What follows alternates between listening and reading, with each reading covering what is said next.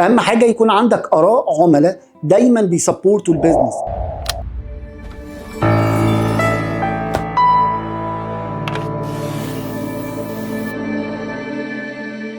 دايما شايفين ان البيزنس اللي انت بتقدمه كمنتجات وكخدمات هم شايفينه وبيسبورتوا جدا وقاعدين بيدوك ريفيوز واراء تقوي البيزنس وتقوي مبيعاتك وتقوي استمراريه التسويق عنك. الريفيوز والتستيمونيالز مختلفين عن بعض. التستيمونيالز ببساطه هي التجربه الكامله مع البراند.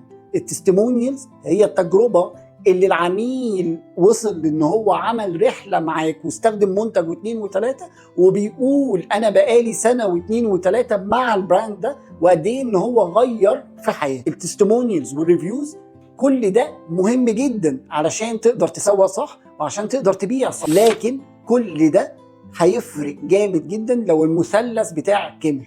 الورد اوف ماوث، الورد اوف ماوث اللي احنا دايما فاكرينه وبيحصل مغالطات وفاكرين ان هو الريفيوز او هو رأي العميل فينا.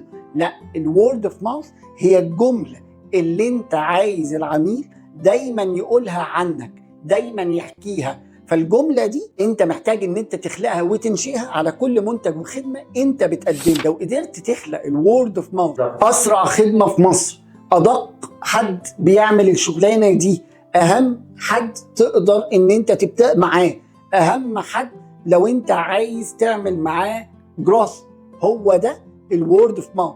هي دي الجملة اللي انت عايزها تتقال، هي دي الجملة اللي محتاج كل الناس تكون بتقولها عليك، وبالتالي هو ده اللي يكبر البراند ويحافظ على المثلث اللي انت محتاجه: ريفيوز، تستيمونيالز، وورد اوف ماوث.